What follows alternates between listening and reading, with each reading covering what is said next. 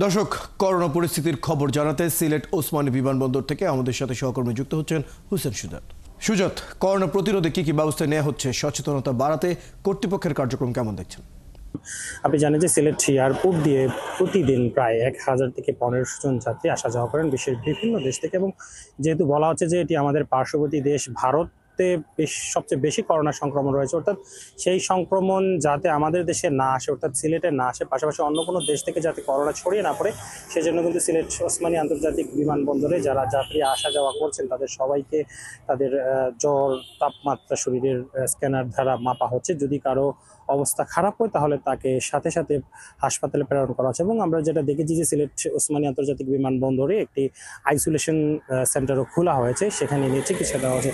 পাশাপাশি আমরা সিলেট স্বাস্থ্য বিভাগের সাথে কথা বলেছিলাম। সিলেট স্বাস্থ্য বিভাগ আমাদেরকে জানিয়েছেন যে ইতিমধ্যে তারা আগের যেটি করোনা ডেডিকেটেড হাসপাতাল ছিল স্যার শহীদ শামসুদ্দিন হাসপাতাল, সেই হাসপাতালটিকে তারা সম্পূর্ণভাবে প্রস্তুত করেছেন এবং সেখানে যে সকল আইসিইউ সেন্টার রয়েছে সেগুলো তারা সচল আছে কিনা সেগুলো তারা পরীক্ষা নিরীক্ষা করছেন। পাশাপাশি আপনি জানেন যে সিলেটের যে কয়েকটা উপজেলা আছে, প্রত্যেকটা উপজেলাতে কিন্তু আলাদা আলাদাভাবে করোনা ডেডিকেটেড কর্নার খোলা হয়েছে। অর্থাৎ কেউ যদি জ্বর, সর্দি, কাশি নিয়ে হাসপাতালে আসে তাহলে কিন্তু তাকে সেখানে প্রাথমিকভাবে চিকিৎসা দেওয়া হবে এবং যদি তার করোনা টেস্টের প্রয়োজন হয় তাহলে সেই পরীক্ষার জন্য প্রস্তুতি তাদের রয়েছে। পাশাপাশি সিলেট বিভাগীয় স্বাস্থ্য অধিদপ্তর আমাদেরকে আরেকটি তথ্য নিশ্চিত করেছে যে ইতিমধ্যে তারা Sylhet MAG Osmani medical college হাসপাতালে করোনা পরীক্ষার জন্য পিসিআর সেখানে তারা স্থাপন করেছেন। পাশাপাশি যদি অবস্থা বেগতিক হয় তাহলে শাহজালাল বিজ্ঞান ও প্রযুক্তি বিশ্ববিদ্যালয়ে কিন্তু পিসিআর স্থাপন করা হবে।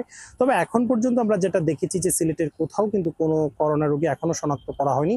যারা হালকা সর্দি কাশি নিয়ে হাসপাতালে চিকিৎসা নিতে আসছেন তারা কিন্তু প্রাথমিক ট্রিটমেন্ট নিয়ে চলে যাচ্ছেন। তবে এখনো কিন্তু আসলে সিলেট এবং সিলেট জেলা তথা সিলেট, সুনামগঞ্জ, হবিগঞ্জ, মৌলভীবাজারের কোনো জায়গায় কিন্তু করোনা আক্রান্ত কোনো রোগী শনাক্ত হয়নি। তো স্বাস্থ্য অধিদপ্তর আমাদেরকে যেটা জানিয়েছে যে তাদের প্রস্তুতি ঠিক আছে, কোনো সমস্যা নেই। যদি কোনো রোগী করোনা আক্রান্ত হন তাহলে তাদেরকে যে সকল চিকিৎসা দেওয়া প্রয়োজন সব ধরনের চিকিৎসা দিতে তারা প্রস্তুত আছেন। রয়েল সুজাত, বেশ কিছু তথ্য আপনার কাছ থেকে জেনে নিলাম, ধন্যবাদ সময়টুকু দেওয়ার জন্য। দর্শক, আমাদের সাথে সিলেটের ওসমানী বিমানবন্দর থেকে যুক্ত হয়েছিলেন সহকর্মী হোসেন সুজাত। জানছিলাম তার কাছে করোনা পরিস্থিতির সর্বশেষ তথ্যগুলো তার কাছে।